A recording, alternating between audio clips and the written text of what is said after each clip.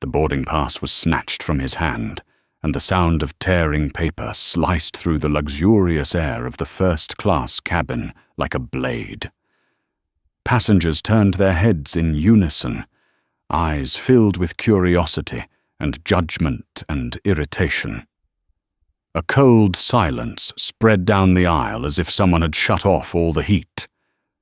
Megan Holt stood before Ethan Ward, her deep blue uniform fitted tight against her frame, the seams at her shoulders stiff with tension and arrogance. She did not apologize, did not ask why. She simply ripped his ticket into 2 pieces and let the fragments fall onto the tray table as if they were pieces of his dignity. "You are in the wrong seat," she said, in a voice soft but sharp, each word clipped with enough force to silence an entire row. Ethan looked up the cabin light, catching the edge of his jaw, revealing a calm that felt dangerously controlled. His eyes showed no anger, no confusion, only an icy stillness, the kind that could suffocate the air around it. Why, he asked, his voice low and steady, no need to raise it, yet it was enough to make Megan hesitate for half a second. No one had time to answer. The first-class cabin of flight AH-227 went quiet like a fist just before the punch. Soft brown leather seats, warm golden lights, gentle background music, yet at seat 2. The entire world had just been torn in half along with the ticket. Megan crossed her arms, her eyes drifting over Ethan's perfectly tailored charcoal grey suit, sliding to the matte titanium watch on his wrist, then back to the unsettling restraint on his face. "Your ticket is fake." The words hit the air like a stone thrown into a still lake. No one checked, no one verified, but everyone nodded as if it were an undeniable truth. Ethan pulled out his phone, opened the email, and displayed the booking confirmation. Megan glanced at it for less than a second. "It does not matter," she said, tossing the paper back onto his table like a cheap advertisement flyer. "We do not serve the wrong type of passenger." A man in seat 2C leaned toward his neighbor and murmured, "You can tell something is off just by looking." A woman up front pursed her lips and said, "These days everyone tries to climb into first class." No one looked at the evidence. They looked at his skin, at the calm in his posture, twisting it into fake confidence, an instinctive, almost collective judgment.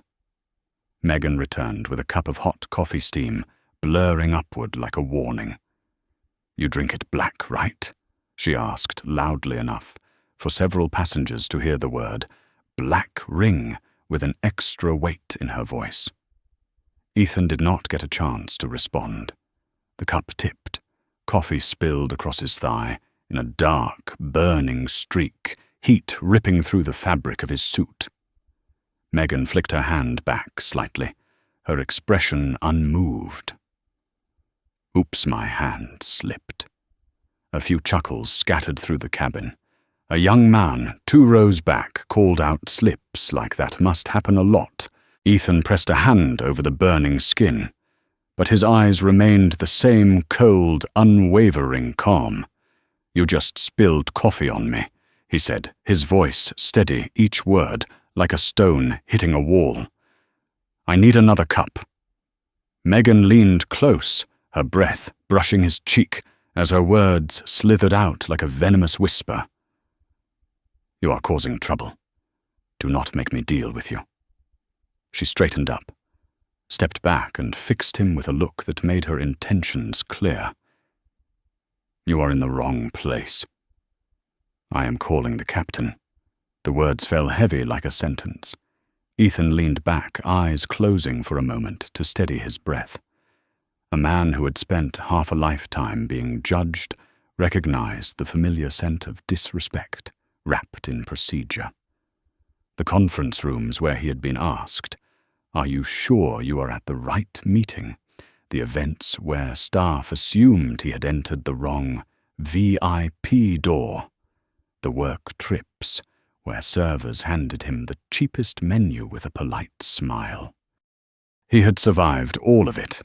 He built Apex Horizons from 2 leased aircraft into a corporation with almost 100 planes. And now, in the first-class cabin of the airline, he was being treated like a fraud. A buzz-cut young man twisted around his eyes, gleaming with curiosity and satisfaction. She is doing the right thing. He does not even look like first class. A woman inhaled sharply and said, "Just send him back, we want some peace." The air twisted into a tangled coil.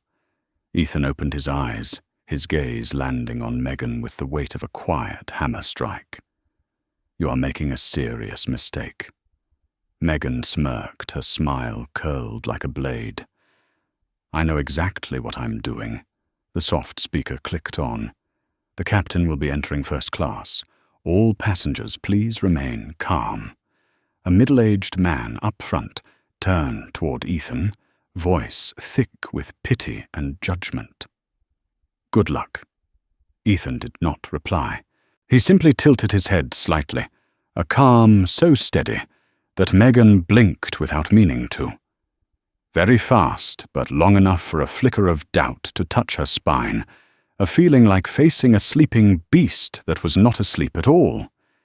Ethan adjusted his cuff, placed his hand lightly on the tray table. Every movement controlled.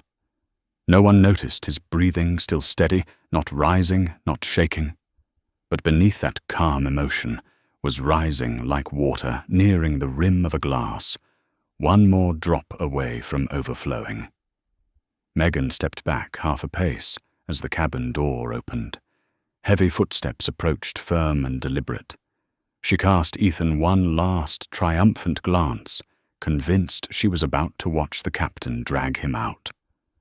Ethan lifted his eyes, not avoiding anything, but waiting, as if he knew exactly what was coming, and knew it would not end the way they expected. The captain was walking towards them, and Megan believed victory was seconds away. But in the cold steel calm of Ethan's breath, there was something no one saw, no one understood. They thought they were about to remove a troublesome passenger. But every quiet breath he took was speaking a language the cabin could not comprehend. They were about to remove the wrong man, very wrong, and this mistake would unleash a storm the entire flight could not possibly imagine. Ethan did not move as the captain's shadow stretched across the aisle. The air grew thick, as if the cabin had been drained of oxygen in a single breath. Captain Robert Dane appeared, a large man with broad shoulders, each heavy step stamping authority into the carpet. His cold silver gaze swept over the passengers before landing on Ethan like a verdict already written. Megan straightened instantly, switching her tone into the polished tremble of a practiced victim. She pointed at Ethan. "He threatened me," she said. "He verbally attacked me. He refused to leave his seat." She swallowed theatrically, adding a loaded line, "I feel unsafe." The entire cabin shivered, as if someone had confirmed the presence of danger. Ethan looked directly at the captain. No fear, no avoidance, only reality laid plainly before him. "I am being discriminated against," he said. She spilled coffee on me and tore up my valid ticket. "I am requesting proper procedure." His voice was low and sharp, steady and unwavering, but Dane did not listen. He did not hear anything. From the moment he saw Megan's fake trembling, he had chosen a side. Identification. Dane barked his hand, extending with a possessiveness that felt like seizure. Ethan took out his wallet and handed over his card. Dane glanced for no more than 3 seconds before delivering his icy conclusion. Suspicious. He pocketed it like confiscated evidence. Ethan's phone was snatched next so fast that a few passengers flinched. No devices. This is protocol when dealing with a non-compliant passenger. Ethan knew for certain there was no such protocol. This was blatant invention. Megan stood beside Dane, her eyes bright as if handed a weapon. Her lips pressed together to contain a smile of victory. She added, in an overly dramatic tone, "I warned him, but he kept escalating. I am afraid he might harm someone." Passengers began whispering. A man in a baseball cap raised his phone to record. A teenage girl pulled her blanket close, shrinking toward the window. Ethan was thrust into a spotlight, where every gaze judged him without questions, without facts, only assumption. He felt the heat from the coffee burn under his suit fabric, but he did not move. He could not show pain. Not in this suffocating space of injustice. Pain was irrelevant. Control was necessary. He spoke clearly to Dane. "I did not escalate anything. I asked to be treated properly. You are listening to one side. I request that you check the cabin cameras." Dane sneered, looking down at him as if staring at a poor liar. He leaned close, his voice small and compressed like a spark trapped under pressure. "I do not need cameras to know who the problem is on this flight." Then he dropped the word like a stone. "Boy." He did not shout. It was quiet. But several passengers heard, and like a signal being thrown, their eyes shifted. Sharper, colder, more dangerous. Ethan tightened his fist, not because of the word itself. He had heard that word his entire life, but because Dane dared use it on the aircraft belonging to the company Ethan had built from the ground up. Where was justice? Where was professional integrity? The system he spent half a lifetime building had turned its back on him, driven by a man who judged only by appearance. Ethan shifted his gaze to Megan. Her smile was no longer hidden. It bloomed openly sharp and poisonous. She wanted him to snap. She wanted him to lose control. She wanted him to become the threat she had fabricated. But Ethan didn't snap. He sat still, a black stone, anchored in a blinding storm. A passenger wearing a red scarf stood and shouted, "Captain, get him off the plane. We do not feel safe." Ethan turned his head and met the man's eyes. No anger, just cold. So cold the man stepped back without meaning to. It was Ethan's silence that frightened them. His stillness made them imagine he was hiding something dangerous. The truth was the opposite. The only thing he was holding back was the rising fury that would swallow them all if he let it loose. Tom Riley, the tall, thin junior flight attendant, stood pressed against the cabin door, his lips drained of color.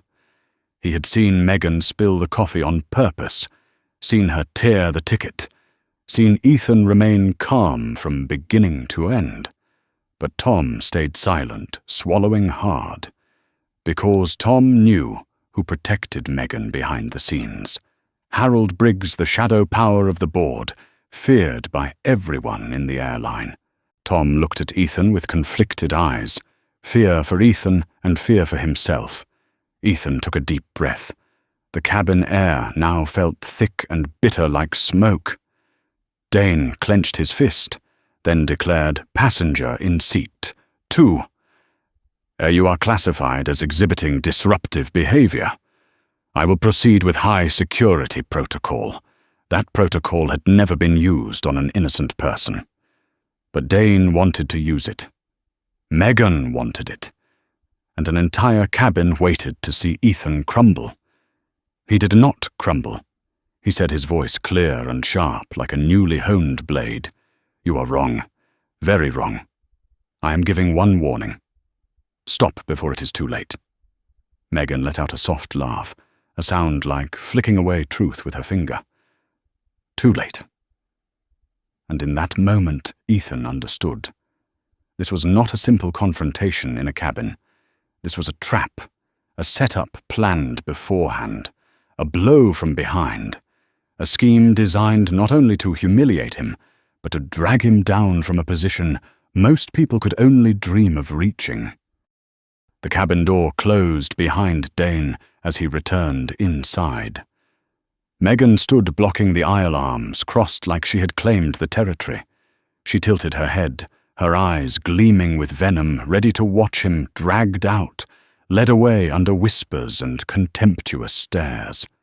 But Ethan remained seated, legs steady, back straight, eyes sharp enough to slice through the dim cabin light.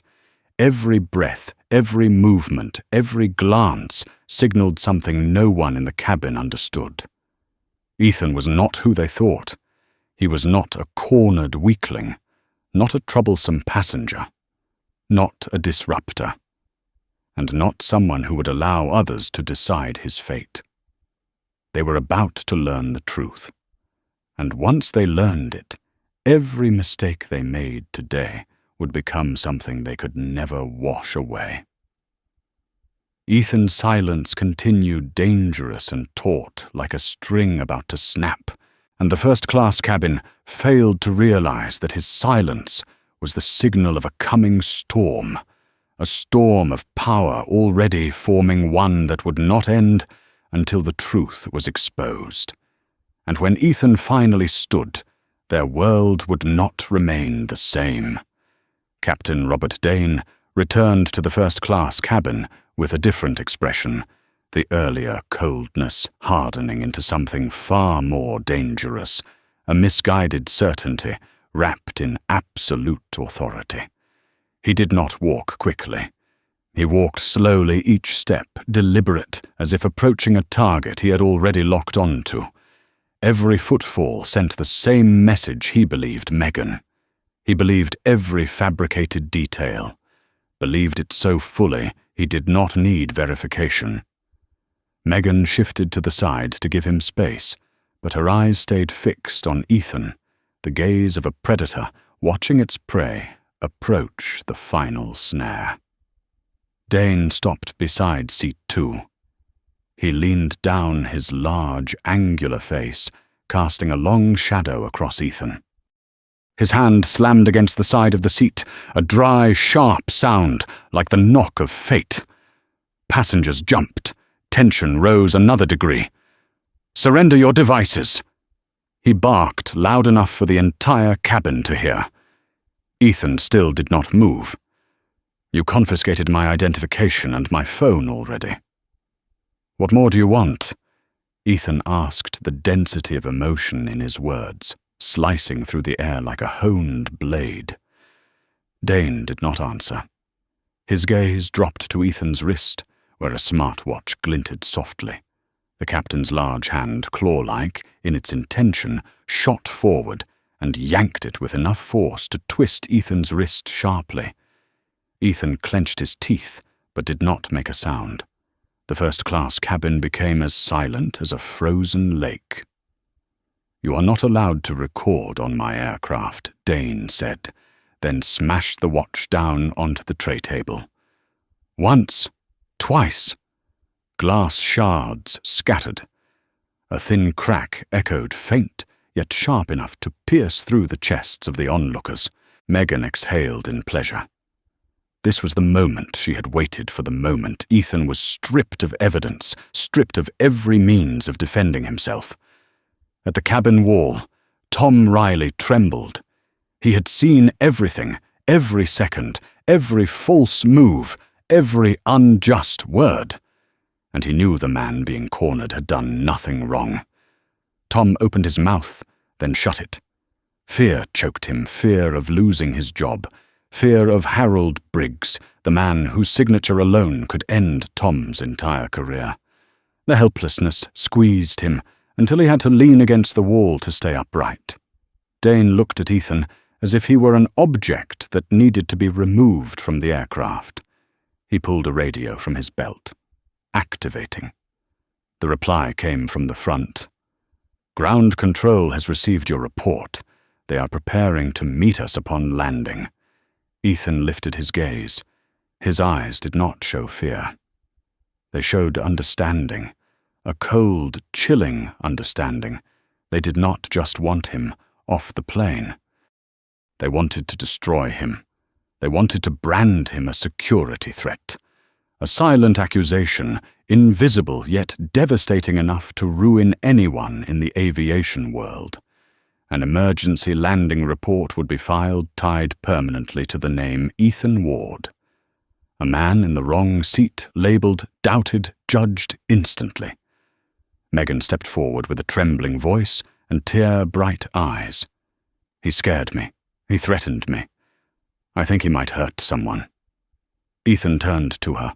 His look was not hateful, but sharp. Sharp enough that Megan stepped back half a pace, as if for the first time realizing the man she was trying to crush was not someone who could be easily broken. But she quickly regained her composure. She knew who backed her. She knew she would not fight alone. Harold Briggs would finish the rest. The cabin began to murmur. A heavy man in a flannel shirt stood abruptly. "I support the captain," he shouted. "Get him off. He is scaring everyone." A woman in a blue silk scarf chimed in. "Yes, I am sitting right in front of him. I have felt unsafe since boarding." Ethan turned toward her. He asked one single question very softly. "What did you see?" She stiffened. Her mouth opened, but nothing came out. Because the truth was, she had seen nothing. No evidence, no act, no threat, only bias. A young man in seat 3A lifted his phone excitedly, filming as if he had just won the lottery. Hot content, he whispered, delighted. Ethan felt each click of the camera like needles in his skin. But he still did not move. In that moment, the only thing he could do was refuse to bend, refuse to show fear, refuse to give them another excuse to condemn him. Dane leaned closer, his voice dropping into a deep, dangerous rumble. "I will have security meet us the moment we land. You are being treated as a level 2 threat." Ethan did not blink. "You are entirely wrong. And you will be held accountable." Dane chuckled under his breath, a sound thick with contempt. "Accountable? On my aircraft. I decide the law here. If you do not leave the seat yourself, I will drag you out." From the back of the cabin, Tom took half a step forward. He wanted to speak, wanted to stop this, but he was frozen between duty and justice, and Tom chose silence, a choice that would haunt him for the rest of his life. Megan turned to Dane. "He is hiding something," she said. "I saw him conceal a device." Ethan understood instantly she was trying to fabricate more accusations. He raised his hands, palms open empty. "I have nothing." But Megan didn't wait. She lunged forward, fueled by her newfound sense of power. Ethan instinctively leaned away. She gasped, "See! He is resisting." The cabin erupted. Someone threw a packet of peanuts at him. Another tossed a rolled napkin. Small objects, but soaked in contempt. Ethan inhaled deeply. Everything was moving exactly the way they wanted, turning him into someone uncontrollable, turning him into a threat, turning him into the justification Dane sought of all extreme measures. Dane reached into his pocket and pulled out the plastic hand restraints. The cabin lights caught the white band of plastic like an omen. Ethan spoke quietly, but his voice rang with steel. "You are assaulting an innocent passenger. You are breaking the law, and you will pay for this." Dane's expression darkened. He tightened his grip on the restraints and leaned so close Ethan could feel his breath. "I do not pay. Men like you pay." As Dane bent down to snap the restraints onto Ethan's wrists, the cabin shook lightly from a small turbulence. A glass of water trembled on a nearby tray. But the thing that wavered the most was Ethan's patience. He lifted his face. His eyes changed. A shift so subtle only the perceptive would notice the calm, no longer a shield, but a warning. Dane did not understand that look. Megan did not understand it. The passengers did not. But Tom understood, and true fear hit him. Because for the first time in the tense 10 minutes, stretched taut as a drawn bowstring, Tom sensed what no one else in the cabin realized. Ethan Ward was not who they thought. Not a man cornered. Not a helpless victim. He was the center of a storm. And the storm was waking. Ethan stared at Dane as the restraint neared his wrist. His voice stayed low, steady, unshaken, but powerful enough to freeze Megan's blood for half a second. You have just made the biggest mistake on this entire flight. But no one believed him. No one understood how that truth would explode only minutes later. And when it did not, a single person in first class would remain standing under its weight. The rage of the crowd began to boil like water in a pressure cooker sealed tight, and Ethan Ward stood at its center. A roar exploded from row 4, sea rough and hot smelling of beer as it tore through the air. He's dangerous. Get him off this plane. Gary Thompson, the man in the flannel shirt with a face flushed red from alcohol, lurched to his feet, jabbing a finger into Ethan's face like delivering a courtroom accusation. Passengers around him swayed with the tide, as if they had only been waiting for a single spark to fling more flames of hostility into the suffocating cabin. Ethan turned his head slightly and met Gary's eyes. Not fierce, not defiant, just a silent, steady gaze that made Gary step back half a pace before puffing himself up again to save face. A woman with a blue silk scarf shrieked. "He looked at me like he wanted to kill me. I want security." A rolled paper napkin flew toward Ethan, spinning in the air before landing at his feet. A plastic water bottle rolled across the floor. A can lid clattered.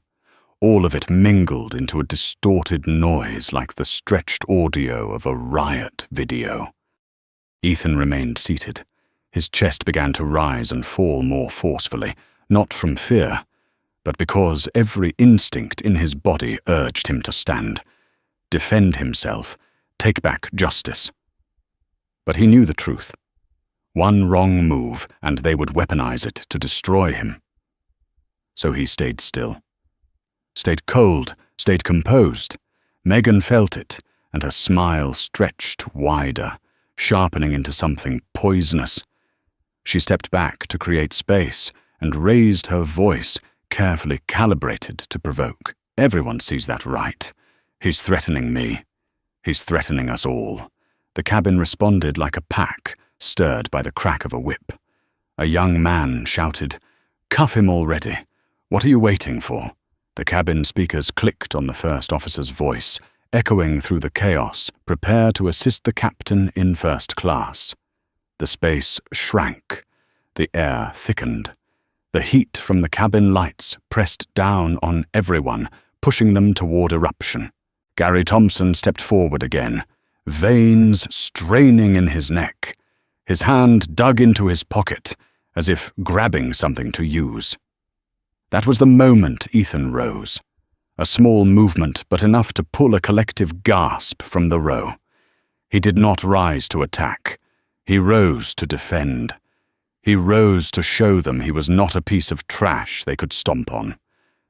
Gary lunged, shoulder-slamming into Ethan's chest. The impact made both men shift a half step.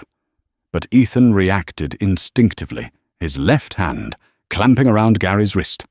His right hand at the elbow, a subtle twist. A lock. Clean. Fast. Controlled. The move of someone trained in self-defense. Not an attack. A neutralization. Gary bellowed like an enraged bull, halted at the arena gate. He yanked hard, but Ethan held firm, not twisting, not injuring, only preventing him from advancing.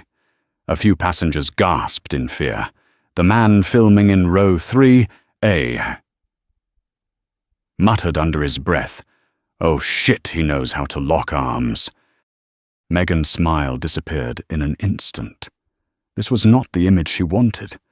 It made Ethan look controlled, capable, rational, far too dangerous to the narrative she was crafting.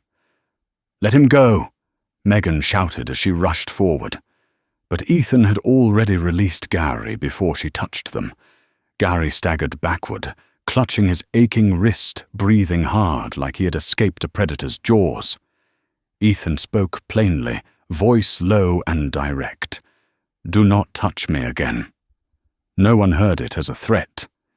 It sounded like a boundary carved cleanly between himself and the madness engulfing the cabin. But those words became the spark. Megan pulled something small from behind her belt, a pepper spray canister. As Ethan turned his head, the metallic glint flashed in his vision like a blade. Megan screamed, "Get back! He's about to attack!" Ethan barely had time to react. A stream of burning red mist blasted into his eyes, nose and mouth. Pain erupted like someone had poured boiling acid across his face. He stumbled backward, hands flying to his eyes, but the chemical seeped into his nostrils, his throat scorching everything it touched. The cabin blurred into a storm of screams, seats slamming, objects crashing to the floor. Ethan tried to regain balance, reaching for his chair, but his vision went white and then black at the edges. His nose burned so sharply he could barely breathe. His heart hammered in his chest like it was trying to break through bone. He heard the heavy footsteps of Dane charging toward him. Then the captain's shout, "Get down!" The spray lowered halfway as Dane barreled in, grabbing Ethan's arms and wrenching them behind his back with the force used on a violent suspect. The cuffs bit into his wrists, locked, tight. The cold pressure felt like the first touch of prison bars. The entire cabin erupted. People yelling, people cursing, phones shoved forward to capture close-up shots of Ethan's tear-streaked face. Tears forced out, not by emotion, but by chemicals. Yet on video, they looked like the tears of a criminal caught. A young man in a hoodie laughed loudly. We that thought he was tough, but got taken down like a chicken. Ethan heard every word through the haze of pain. But in the choking blur, he held on to one thing: he did not fall. He did not let his head touch the floor. He did not let them see him collapse. He sat upright even as his body trembled under the burn of the spray. Megan stepped back, pepper spray still in her hand, her face flushed with the thrill of the moment. She looked at Ethan like he was the greatest trophy of her life. She had no idea, and could not possibly know, that she had just made her gravest mistake since the start of the flight. She had pepper-sprayed a man she believed was beneath her, weaker than her, easier to crush than a paper bag. She did not know she had sprayed the face of the CEO of the airline, and she did not know that her action would not only end her career, but split open a fault line through the entire system she was relying on. Ethan closed his eyes, the burn spreading like layers of skin peeling away. But beneath the agony, something else rose, a roar with no sound, a force built of silence and power, a vow, a warning, a command he spoke only to himself. They will pay. And he knew with certainty this storm had only just begun. The cabin speakers clicked on, and the first officer's voice dropped like a hammer into everyone's chest. Passenger in seat 2A has been classified as a security threat. Ground control has been notified. Prepare for an emergency landing in Boise. The first-class cabin lurched as if struck. Some people cheered in satisfaction. Some clapped. Some recoiled in fear. but every single pair of eyes locked onto Ethan as if watching someone being sentenced in court. Ethan was still cuffed, the pepper spray not yet fading, his vision blurred as though he was staring through boiling water. But he heard everything clearly. Every word like layers of skin being stripped from him all over again. The phrase security threat dropped onto him like a rope tightening around his neck, not just for this moment, but for a lifetime if it made it into the record. A person can overcome prejudice, can overcome contempt, but being branded a security threat is a stain that does not wash away. It is a tattoo on a resume, a bullet wrapped in honor. Ethan lifted his head, even though his eyes burned fiercely. He looked straight at Megan. His voice was rough from the chemical burn, but every word was sharp as the tip of a blade. You just pushed yourself into the darkest place your career will ever see. Megan smiled with half her mouth a little shaky, but still clinging to the temporary power she thought she held. I am doing my job. The safety of everyone matters more than whether you feel insulted. The cabin nodded along, sheep following a well-phrased line. At the back, Tom stood, frozen, his face pale as ash. He had seen everything from the beginning. Every lie, every wrongful act, every drop of poison Megan had poured onto Ethan. He bit his lip so hard it almost bled his fingers gripping the seat frame until the knuckles whitened. He wanted to speak, wanted to shout, but what about his job, his contract, his family? A single word could get Harold Briggs to shred his career like paper fed into a machine. Dane planted himself in front of Ethan, his silver eyes cold as untempered steel. He lifted his radio, speaking curtly. We confirm the subject shows signs of resistance. Security team needed for immediate escort on landing. The cabin held its breath. People who had no idea what was happening nodded anyway, as if Dane had spoken undeniable truth. But when he said the next sentence, the air in the cabin seemed to collapse, like a sudden drop in pressure. The subject is banned from flying on the entire Apex Horizon system, pending further investigation. Ethan turned his head slowly. Not panicked, not struggling. But in his eyes, even through the blur and burn, a flash appeared. A flash too sharp for anyone there to understand the glint of danger. A flight ban. On the airline he built, this was no longer ignorance or a heated reaction.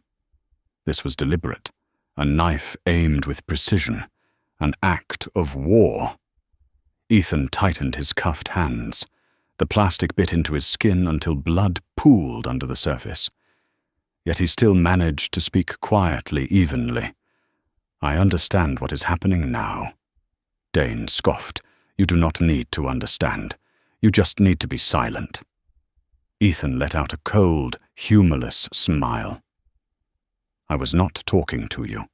I was talking to her. His eyes slid to Megan, sharp as a silver blade. That look made her spine chill in a quick flash she tried to brush off. She spat back the familiar line. You are delusional. Everyone can see you are dangerous. A passenger behind them chimed in, loud to sound brave. Stop talking to him. He is dangerous for real.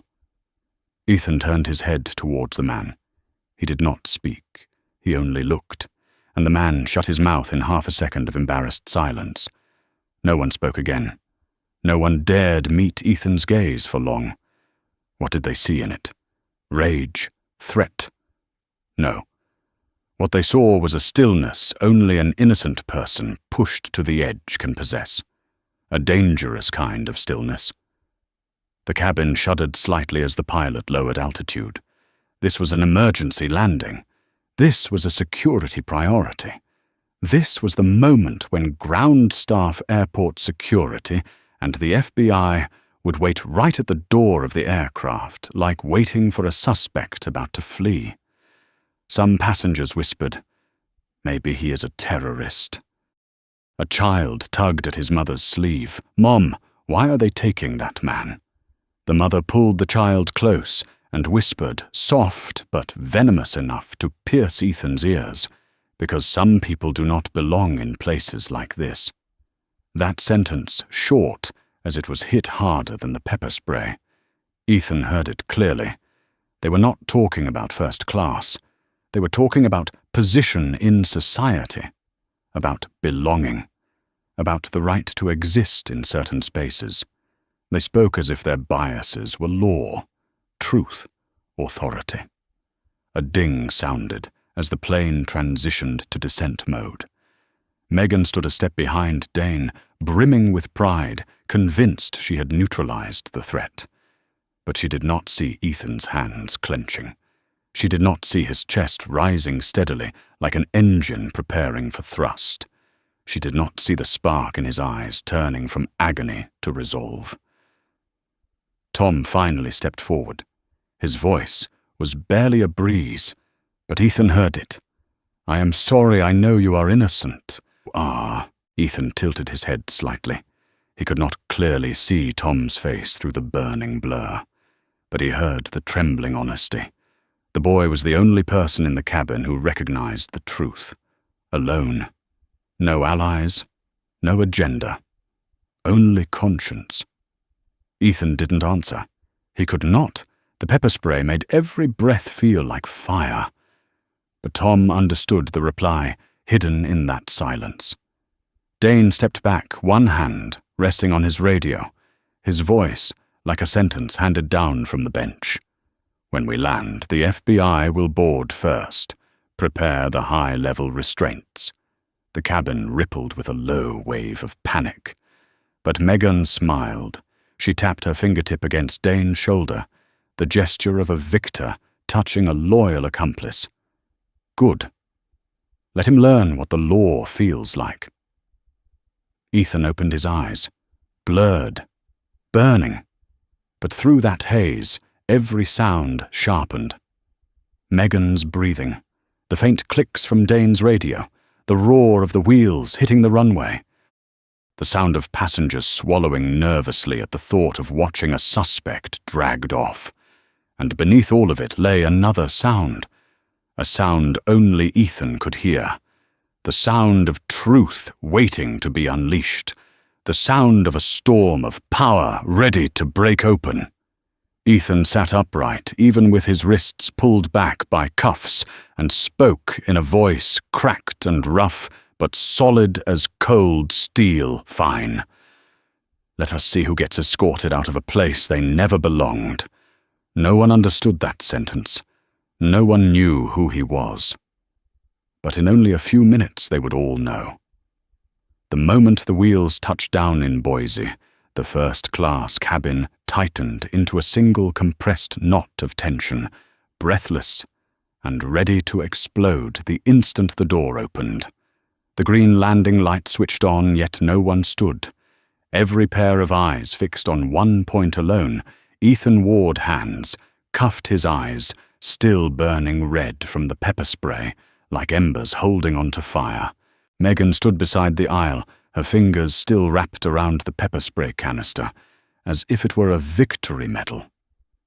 She glanced at Ethan, her smile curving like the tip of a needle. Still breathing, she whispered just loudly enough for Ethan to hear. Ethan did not answer, but even through the burn and the redness, his gaze held a stillness that made Megan step back half a pace. A stillness not of a defeated man, but of someone calculating. The cabin door swung open. Harsh white light, cold and metallic, cut into the space. 3 FBI agents stepped inside. Black jackets, tactical boots, faces stripped of emotion. The lead agent's voice boomed like a formal sentence. "Where is Ethan Ward?" Passengers flinched. Some whispered, "He's really wanted by the FBI. He's that dangerous." Ethan raised his head. Even with the light stabbing into his raw eyes, He looked straight ahead, without flinching. "I am here." Megan rushed toward the agents. Here he resisted. He attacked crew. I was afraid he would kill me. She shook as she spoke, gripping her own shoulders like a victim of violence. The cabin looked at her with sympathy and looked at Ethan with hatred. They saw what they wanted to see. Not the truth. None of them were close enough to notice Megan was shaking from excitement, not fear. The FBI agents reached Ethan and gripped his shoulders, pulling him from his seat. But in that moment, Ethan retrieved something from his sock, a slim silver device. A ripple of panic shot through the cabin. Gary shouted, "Oh God, he has a weapon!" A woman screamed, "Alarm, somebody help!" But the nearest agent snatched the device before the crowd could spiral further. He looked at it, at the small glowing screen, and then his expression changed. An electronic badge, clear words lit up, undeniable.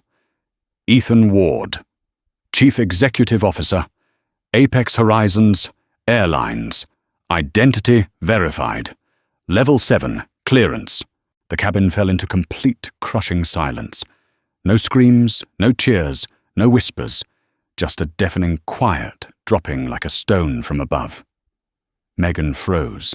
Her body sank 1/2 centimeter, as if the floor had vanished under her. Her eyes widened, pupils dilating.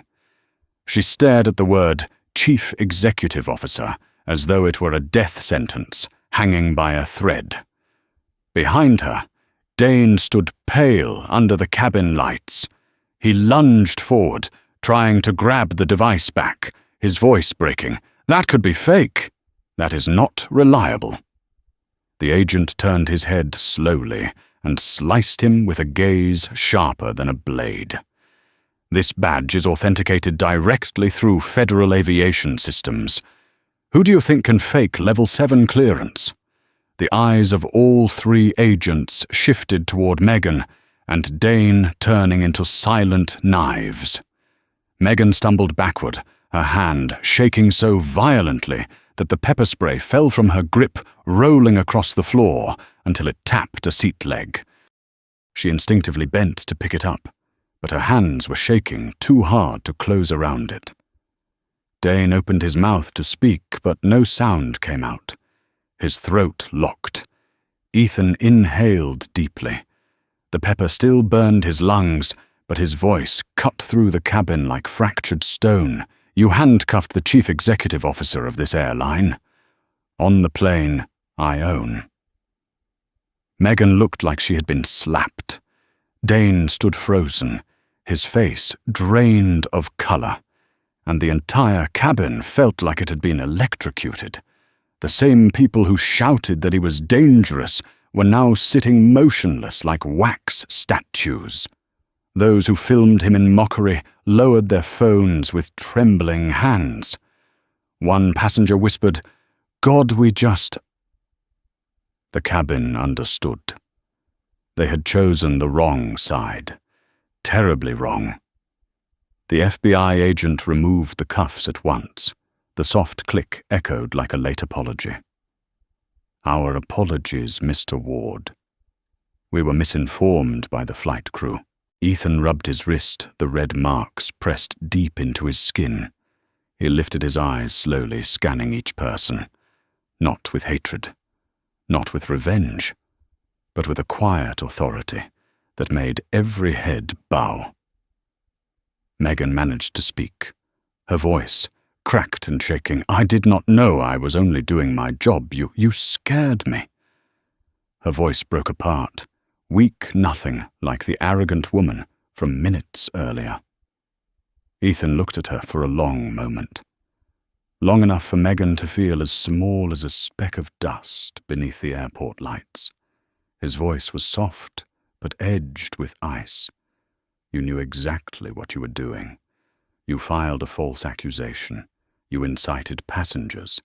You attacked an innocent man with pepper spray. And you did all of that to the CEO of your own company." Megan's shoulders collapsed. Her skin cycled through white, blue, then grey. A nearby passenger whispered to his companion, "She's done." Dane tried to fight back. He hid his identity. He caused disturbance. The agent cut him off with a tone cold as forged steel. No. He stayed silent. You did not. Tom stepped forward. His hand still trembled, but for the first time all flight he'd lifted his head. I saw everything. Ethan turned toward him. One look, not blame, not gratitude, but acknowledgement.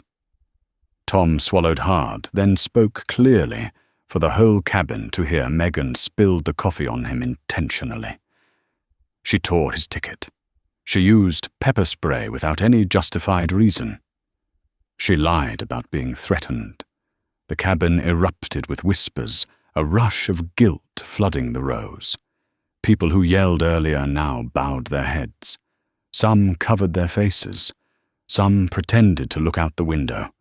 Some shoved their phones into pockets as if they had not been filming. Megan collapsed into a seat, shaking like a bare electrical wire. Ethan stood tall. No shouting, no yelling. His silence, combined with the words, "Chief Executive Officer," froze the cabin like winter glass. He turned to the FBI agents. "I want to leave this plane." They nodded. "You will come with us, sir." And as Ethan stepped out of the cabin with 2 agents escorting him, the entire first-class section lowered their heads row by row, like dominoes falling with a single touch. They had just realized they were wrong at a level far beyond dangerous. But what they didn't know was that the real counter-strike had not even begun. The aircraft door closed behind him, the sharp click marking the boundary between 2 worlds, the world where they judged him like a criminal, and the world where the truth finally began to surface. Ethan stepped down the jet bridge with 2 FBI agents beside him, his eyes still burning, but his mind sharper than ever. The ground was cold, emergency lights flickered, and the dry Boise night wind cut across his face. Beneath his feet, the smell of fuel metal and hot engine air blended into the familiar scent of an airport. But tonight it didn't smell like freedom. It smelled like betrayal. Just minutes earlier, the first-class cabin had erupted when the word "Chief Executive Officer" lit up on his identification. But out here, that truth became bait for a different kind of enemy, the kind with enough power to twist anything. And that enemy was standing at the end of the jet bridge. A man in a silver-grey suit, hair perfectly combed, arms crossed over his chest. His face held no expression, but his eyes were sharp with cold calculation. Harold Briggs, board member. Megan Holt's uncle. The man who orchestrated the entire setup. The man Ethan suspected from the moment the cabin changed tone. And the man now preparing to cut his throat legally. Ethan had not spoken yet when Harold stepped forward, a thin smile slicing across his face. "Hello, Chief Executive Officer." His voice dropped each word like wet stones, cold and smooth. "I did not expect you to show your face this soon." Ethan did not stop walking. He simply stared straight ahead. No bowing, no flinching. Harold was not worth that. 1 FBI agent stepped between them. "You know this man." Harold turned with the polished expression of a cooperative official. "Of course. I am a member of the Apex Horizons board, and I have something important to add for your report. This man is currently under internal investigation for unstable behavior."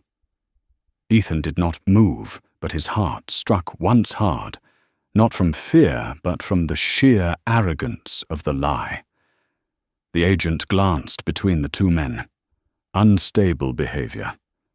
Harold nodded, his voice, the slow grind of a shredder blade. "We have not announced it yet because we were verifying details." But it seems tonight has clarified matters. One sentence enough to redirect an entire investigation, enough to turn Ethan from victim into a suspect with a history, enough to justify everything Megan and Dane had done. Ethan exhaled hard through his nose, his gaze sharp as metal edges. "You are fabricating an excuse to steal my position." Harold shrugged with false sympathy. "Ethan, sometimes power needs to be given to someone more stable. You have lost control. Tonight is proof." Ethan took a step forward, and the agents reached out instinctively to hold him back. Harold smiled as if this were the moment he had dreamed of.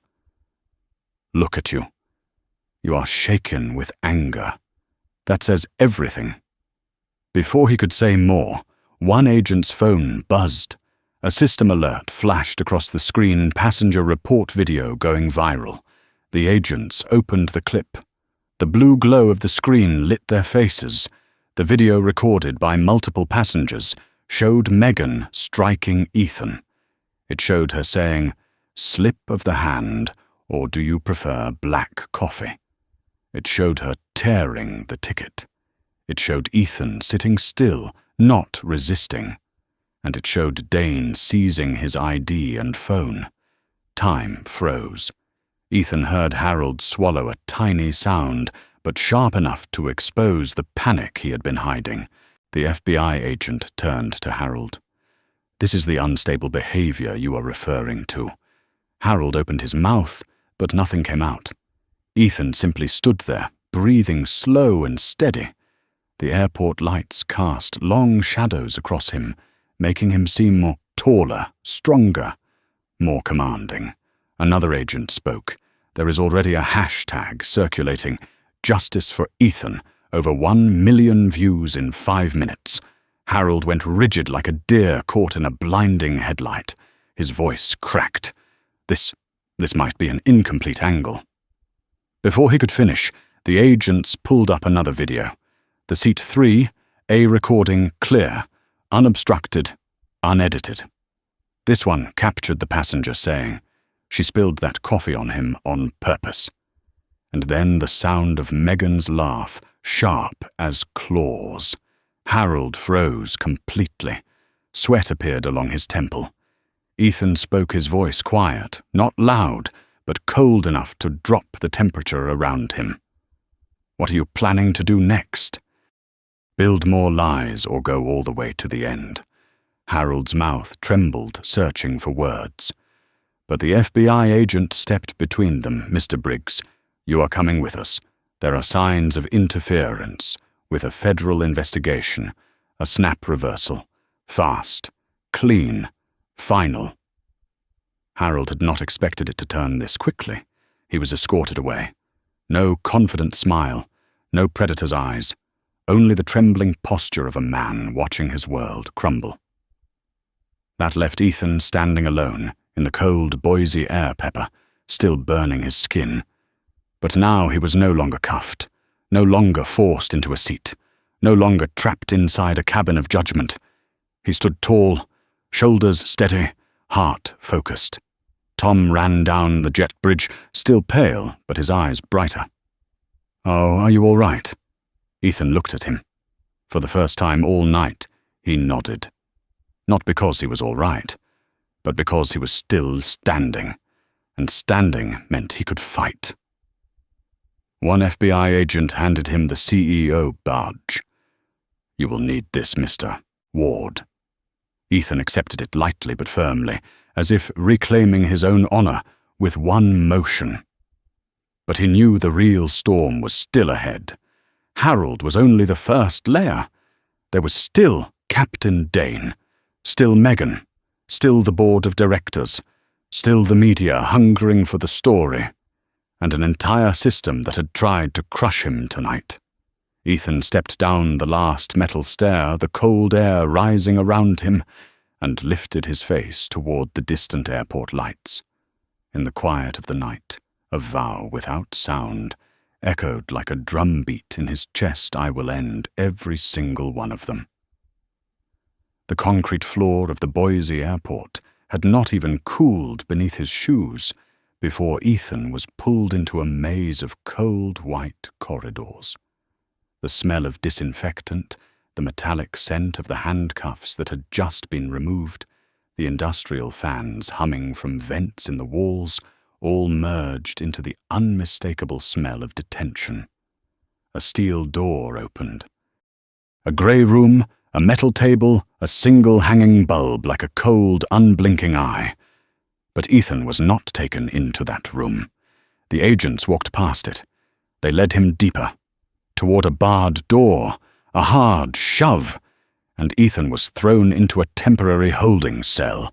Grey concrete, damp and stale dried stains streaked across the walls. A metal chair bolted to the floor, a flickering bulb overhead. The door clanged shut behind him, the metallic ring echoing like the hammer of justice falling on the wrong man. Ethan sat with his back against the wall, eyes still burning from the last traces of pepper spray. But the sting was not the worst pain. The real pain was the knowledge that they had dared to put the CEO of Apex Horizons in a cell like a nameless criminal. Not even a minute passed before the door opened again. 2 men stepped inside. Both wore local detention uniforms, faces carved with the exhaustion of men who knew violence better than law. One had a buzz cut, the name tag Jenkins. The other was tall, thin, with a scar running from his ear to his jaw. Cole. Jenkins smirked when he saw Ethan. Well, the famous security threat of the night. Thought you'd be bigger. Cole shut the door and turned the lock, the metallic click, twisting in the air like a tightened noose. No one told Ethan he was being held unlawfully. No one let him call a lawyer. No one read him his rights. They did not care. They only wanted one thing: punishment. Jenkins stepped forward and leaned down, close, his breath thick with cheap cigarettes and stale soda. Who do you think you are? Sitting in first class, thinking you're better than everyone.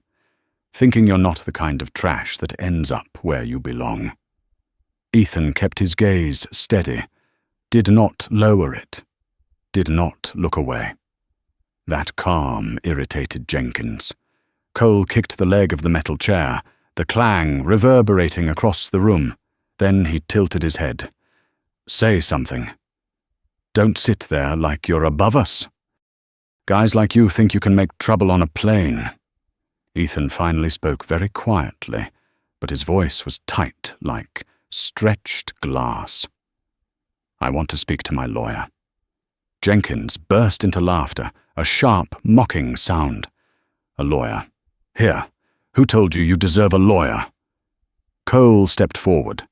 Without a word, he punched Ethan square in the jaw, a blow driven by hatred, crude and uncontrolled. Ethan's head whipped to the side, the metallic taste of blood rising in his mouth. But he did not fall. He stayed seated, his posture still straight. Cole raised his brows. Jenkins nodded slowly. Oh, so you're one of those. Acting noble, acting calm. But in the end, you're just someone who doesn't belong in our world. Ethan closed his eyes for a second, steadying his breath. But Cole did not like that calm. He grabbed Ethan by the hair and jerked his head back, then drove a punch into Ethan's stomach. The impact sank deep, sharp enough to rattle his spine. Ethan's breath hitched in his throat.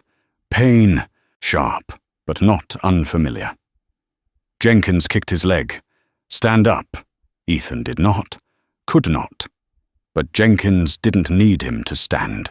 He only wanted him to fall, and Ethan refused. Cole hissed, arrogant. Think you're better than us?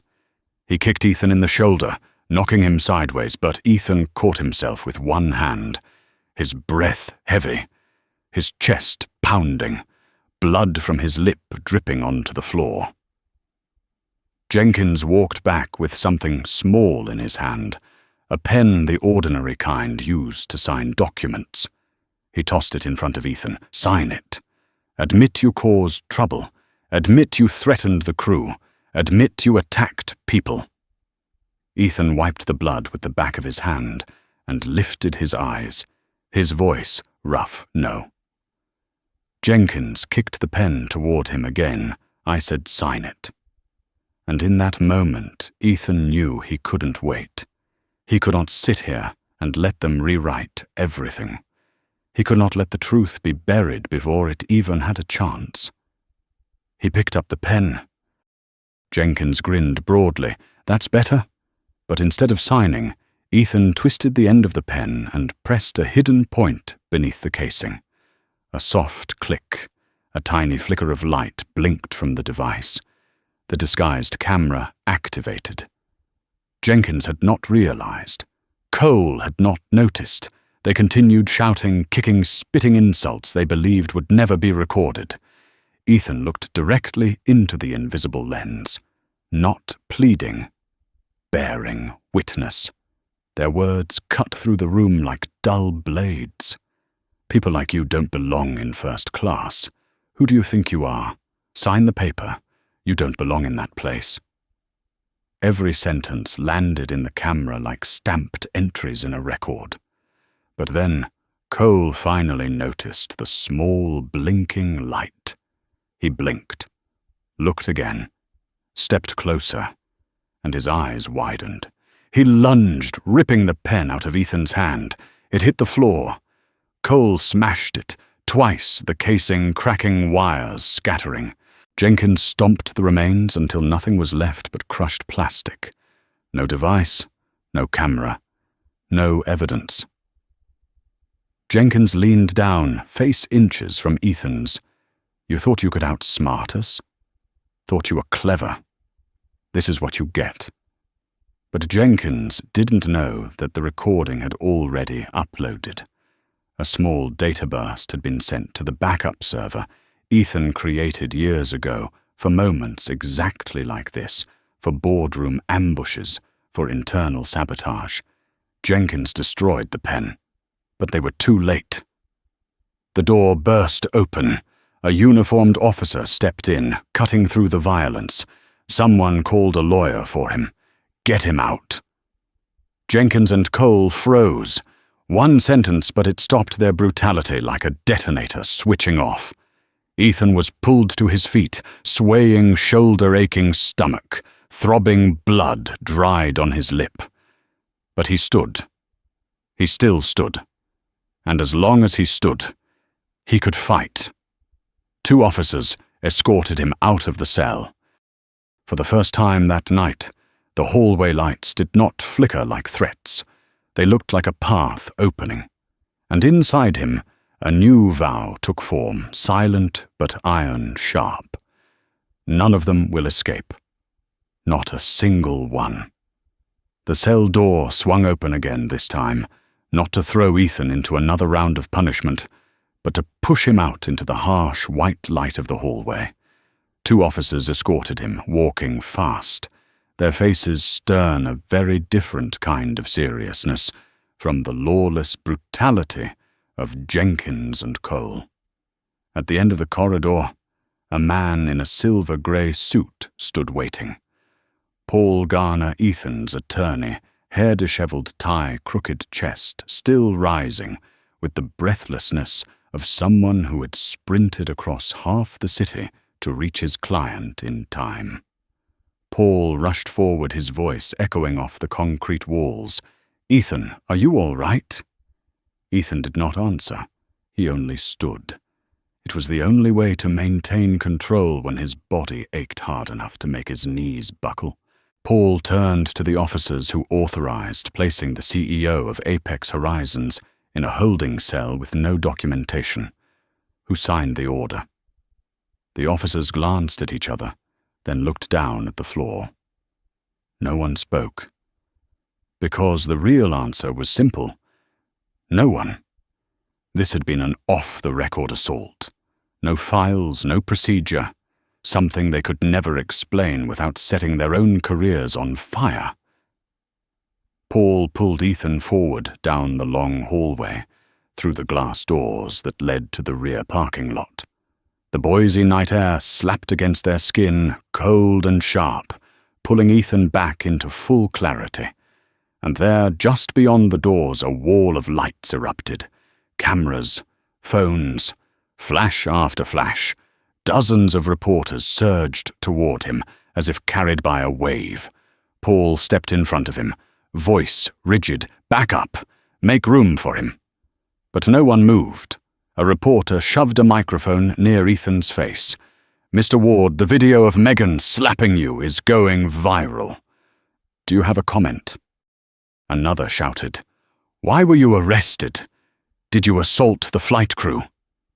A third yelled, "Are you really the CEO, or is that identity fabricated?" Ethan stood in the center of the storm. The lights illuminated the fresh bruises blooming across his skin, the dried blood at the corner of his mouth. But he did not bow his head, did not look away, did not cover his face. He spoke one sentence, his voice, low, rough, but sharp enough to cut the noise to silence. "I will tell the truth." But not here. Paul pulled him toward a waiting black car. The door closed, and the chaos outside collapsed into muffled static behind the glass. Ethan exhaled sharply. Paul watched him in the rearview mirror. Lena released the video. It is blowing up across social media. And the board they are in, chaos. Ethan closed his eyes for a moment. Not to rest, but to prepare. Because from the moment he stepped out of that cell, the battle had changed, and he was no longer the hunted. He was the hunter. The car moved through the Boise night street lights, dragging long streaks of light across Ethan's bruised face. Paul drove as if he were transporting a national secret about to detonate. His phone buzzed non-stop messages, emails, media alerts, piling on top of each other like a violent storm. But Ethan stayed silent, not because he was exhausted, but because he was calculating. Every step, every strike, every person who would have to pay. The car stopped in front of a small wooden cabin, hidden behind a row of pine trees, the safe house Lena had arranged to keep the press away. Paul helped Ethan inside. The air was cold and quiet, carrying the scent of old timber and fading fireplace smoke. Ethan sat in a chair, pressing a hand to his aching ribs. Paul offered a bottle of water, but Ethan pushed it aside. "What I need is not water. It's information." Paul placed the laptop on the table. The screen lit up. News outlets everywhere flashed red headlines. Apex Horizons, CEO set up new angles revealed. Megan's real face was exposed in every frame, the slap, the smug smile, the deliberate spill of hot coffee. Even the faint audio clips were subtitled clearly, "Slip of the hand." Or do you like black? Beneath each video were thousands of furious comments. Paul looked at Ethan. "The board is in emergency session. Harold is under investigation. Dane has been suspended. Megan has disappeared from the internal system." Ethan's lips curved slightly, a small smile thin as a blade, not because he felt satisfaction, but because justice had finally begun to turn. Paul continued, "Lena wants you to release a statement immediately." Ethan shook his head. "No, not yet. The truth is not enough. Not until everything is exposed." Paul swallowed hard. "What more do you want?" Ethan stood, walked toward the window, and stared into the dark forest outside. He touched the gauze at his lip, then spoke in a deep voice that fell like a stone into a well. "I want this system to bow, not just apologize." A beat of silence. Then he turned back his eyes, glowing like steel, heated to a burn. "Begin phase 2. We take back the empire, not with words, with force." From the perspective of a specialist in systemic justice, Ethan's journey is not merely a personal counterstrike, but a warning about how power can be twisted when prejudice becomes the guide. Truth only prevails when someone steadfast enough stands their ground to defend it to the very end. If this story resonates with you, please like and subscribe to help amplify the voices that dare to confront injustice, and leave a comment with the phrase "Stand firm," to affirm that you stand on the side of truth.